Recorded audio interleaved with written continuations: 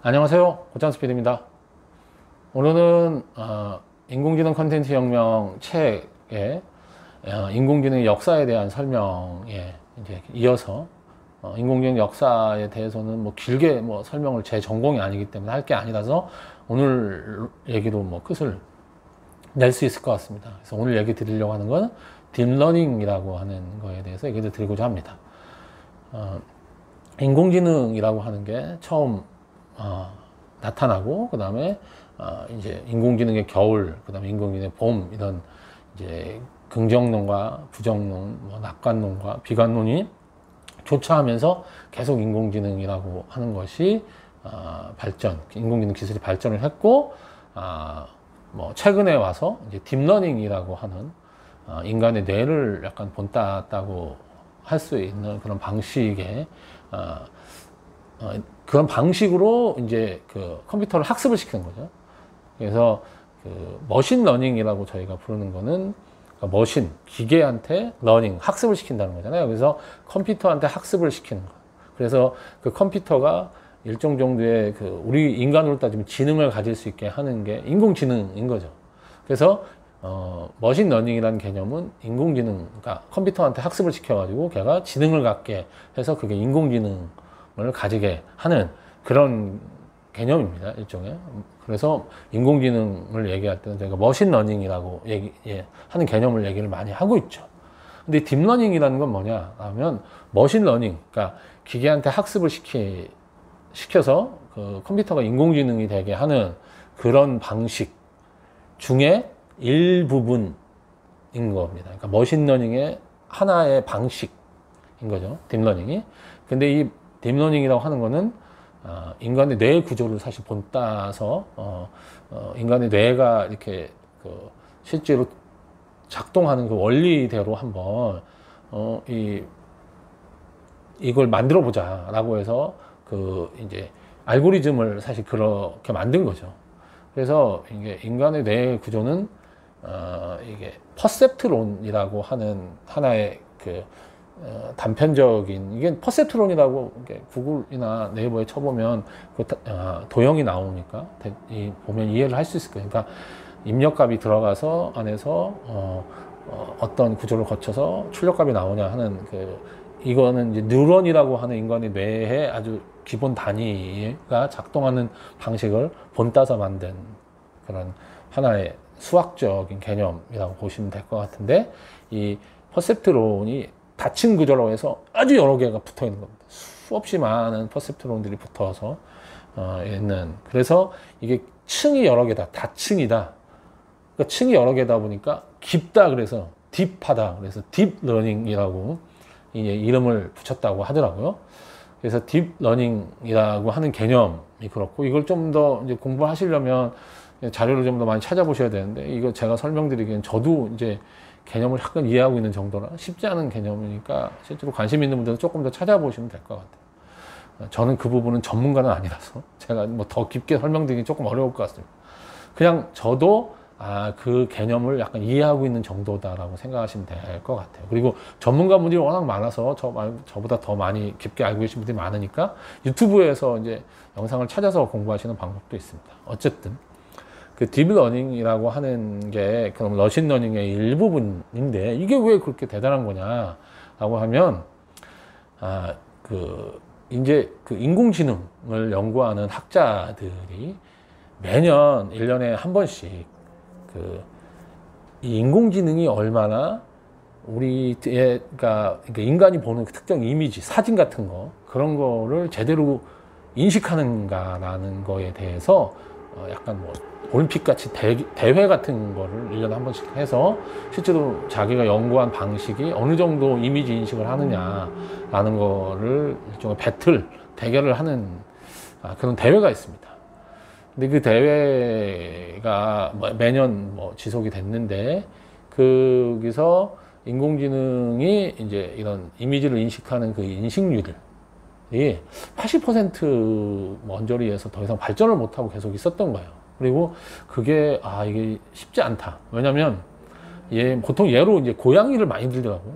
고양이하고 개 이제 사진 예를 많이 드는데, 그래서 뭐 고양이를 만약에 예를 들면 이제 인공지능이 저 고양이를 딱 보고 저게 고양이다 라고 인지를 하게 학습을 시키려고 하면 인공지능한테 수없이 많은 사진을 보여주고 이 사진은 고양이야 라고 답도 알려주는 거죠.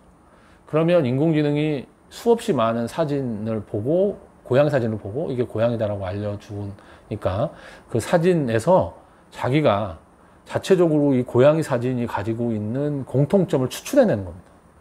그래서 다른 사진, 학습되지 않은 다른 고양이 사진을 보여줘도 아, 저건 고양이다 라고 얘기할 수 있는 지능이 생기는 거죠. 얘가 기계가. 그러니까 이제 그 고양이의 특징을 뽑아내야 되는 거예요.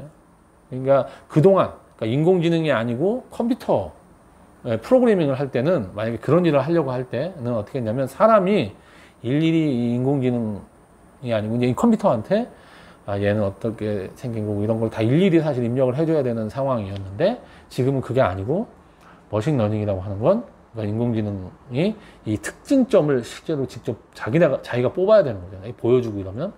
근데 이제 얘한테 수만 개의 사진을 보여줘서 이게 고양이다라고 학습을 해도 80% 이상의 인식률이 높아지지 않는다는 거예요. 이게 무슨 얘기냐면 고양이가 뭐 하수구에 이렇게 약간 숨어 있어서 뭐 귀만 보인다든지 눈만 보인다든지 할 경우에 컴퓨터가 이걸 고양이라고 인지하거나 이러는 게 해보니까 실제로 굉장히 어렵더라는 거죠. 사람은 굉장히 쉬운 건데 사람은 하수구에 빠져있는 고양이 귀만 봐도 저게 고양이다 이렇게 하잖아요. 근데 이게 너무 어려운 거예요. 아무리 인공지능의 그 머신러닝 방식으로 학습을 시켜도 이게 80% 이상으로 넘어가지 않는 부분이 있어서 사람들이 조금 좌절감에 빠져 있을 때 뭐 딥러닝이라는 방식으로 했더니 이게 인식률이 점점 높아져서 지금은 90%가 높고 그리고 뭐 사람이 이제 인식하는 것보다 그 인식률이 높아졌다고까지 얘기가 되고 있습니다. 예. 그래서 딥러닝이 정말 대단하고 우리가 인간의 뇌 구조를 본따서 만들어서 그런지 이게 효과가 너무 좋더라. 그래서 딥러닝이 인공지능의 모든 걸 해결할 것 같은 그런 낙관적인 전망이 나타나게 된 거고 사람들이 딥러닝에 대해서 굉장히 관심을 많이 가지게 된 거죠. 그리고 이제 딥러닝에 대해서 또 관심을 가지는 큰 사건이 발생한 게 여러분들이 많이 들어보셨을 알파고라고 하는 알파고는 딥러닝이라는 방식의 강화학습이라는 게 있어요. 강화학습은 인공지능의 머신러닝 방식 중에 하나인데 이제 그 기계한테 뭔가를 학습을 할 때 이 이름 강화라는 방식 그대로 얘가 뭔가를 이제 제대로 맞추면 걔한테 더 상을 주고 못하면 벌을 준다든지 하는 식으로 얘한테 일종의 체벌을 하든지 아니면 뭐 상을 주든지 하는 방식을 사용한 거죠. 그래서 얘가 더 빨리 학습할 수 있도록 하는 그런 집중 학습하고 비슷한 거겠죠. 그렇게 해서 얘를 빨리 발전시키는 그런 방식인데 이 두 개를 이제 결합을 시키는 방식을 사용해서 그러니까 딥러닝이 여기 러닝 방식이 좀 차용이 된 거죠. 그러면서 알파고가 이제 이세돌 구단을 이겨서 인공지능이 앞으로 인간의 그런 창의성 있는 분야도 인공지능이 훨씬 잘할 수 있다는 것을 이제 만천하에 보여준 그런 사건이 발생하게 됩니다. 그리고 이제 딥러닝이라고 하는 거는 그 사람이 그 인간의 뇌 구조를 본따서 만들었다고 얘기 드렸는데 그 인간의 뇌 구조를 본따긴 했는데 그 뇌 구조 안에서 이루어지는 일이 정확하게 어떻게 이루어지는지를 사실은 모른다고 해요. 그래서 블랙박스 같다라는 얘기를 합니다. 그래서 결과는 굉장히 좋은데 이렇게 방식을 사용해서 하면 왜 이런 결과가 좋게 나와 어떻게 얘가 계산을 했길래 이런 결과가 잘 나오는지를 지금 알지 못한다고 해요. 그거를 알 수 있도록 하는 연구도 지금 되고 있는데 사실은 딥러닝은 아직까지는 그 안에서 이 계산되는 그 방식에 대해서는 정확히 알지 못합니다. 그래서 이제 어떤 사람은 딥러닝이라고 하는 방식을 의학하고 비슷하다고 해요.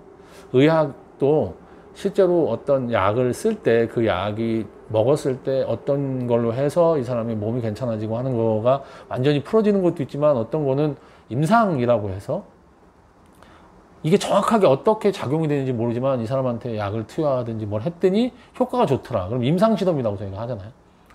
그런 것처럼 정확하게 왜 그런지는 잘 모르겠는데 어쨌든 얘가 효과가 있으면 그거 자체가 의미 있는 걸로 이제 받아들이는 것처럼 인공지능도 이제 딥러닝도 그런 방식인 거죠. 실제적으로.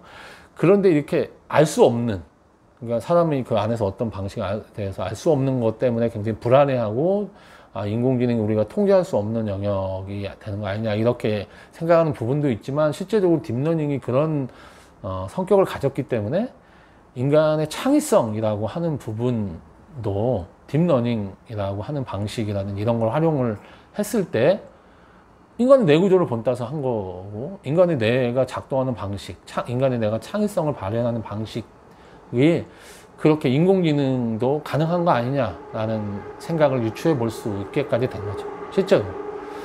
그래서 이게 뭐 딥러닝하고는 좀 다를 수 있는데, 이제 그러니까 인공지능이 창작을 할 수 있냐 없냐라는 얘기를 굉장히 최근 들어서 많이 하고 했다가, 지금 인공지능이 창작을 한다는 거에 대해서 부정하기는 어려운 상황이 돼버렸어요.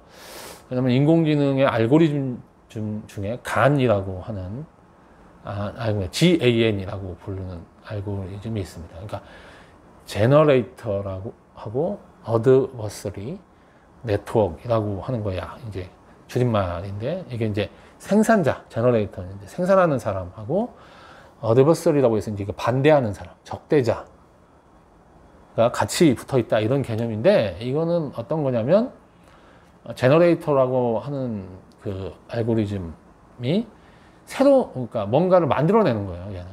그래서 얘한테 뭐 이를테면 새, 그러니까 파란 날개의 새를 한번 만들어 봐라고 이제 이렇게 어떤 명령을 해서 하면 얘가 만들어내는 거예요. 만들어내면 어드버서리라고 하는 이제 적대자, 이 사람은 얘를 탐정이라고 이제 보통 부르고, 이제 아니면 얘는 이제 만드는 사람을 도둑이라고 하고, 형사 뭐 이렇게 부르기도 하더라고요, 쉽게 설명할 때는. 그러니까 뭔가를 만들어내면 이게 진짜 있는 게 아니라 얘가 인공지능이 만들어낸 가짜다라고 하는 걸 판별하는 거예요. 얘가 이거 가짜야, 그러면 얘는 또 얘가 그러면 속을 수 있을 정도로 또 다시 만드는 거예요. 그러니까 진짜 같은 가짜를 계속 만드는 거죠. 그러니까 근데 얘는 이런 거 봐서 얘 가짜인데 라고 얘가 또 옆에서 얘기하면, 또 이걸 얘가 그럼 가짜라고 얘기한 부분을 또 이렇게 고쳐가지고 또 진짜처럼 만들고, 그러니까 서로 이렇게 막 그 상호작용을 해서 계속 발전적인 걸 만들다 보니까 나중에는 정말 진짜 같은 가짜를 얘가 만들어내는 하는 거예요. 그 간이라고 하는 알고리즘이 그래서 인공지능 쪽에서 새로운 걸 만들어내는 그 창작적인 영역에서 많이 활용이 되고 있습니다. 그래서 실제로 최근에는 뭐 이게 많이 발전해서 딥페이크라고 얘기되는 것까지도 나왔잖아요. 이거는 얘기를 좀 드렸는데, 이제 뭐 오바마 대통령 얼굴이라든지, 그다음 우리가 유명한 유명인사의 얼굴을 인공지능이 얼마든지 이렇게 흉내내서 만들 수 있고, 입술이 움직이는 걸 만들어오고, 목소리도 만들어낼 수 있어요. 그래서 그 사람이 얘기하지도 않았는데 마치 그 사람이 얘기한 것처럼 얼마든지 할 수 있는 겁니다. 그래서 지금 가짜뉴스 얘기가 굉장히 많고, 그런데 앞으로는 지금처럼 얘기하는 가짜뉴스뿐 아니라 내가 말하지 않았는데 마치 내가 말한 것 같은 영상을 누군가 만들어서 막 돌릴 수도 있어요. 그러면 앞으로 그걸 어떻게 판별해내느냐 하는 인공지능도 저희가 만들어내야 되는 시대가 된 거죠.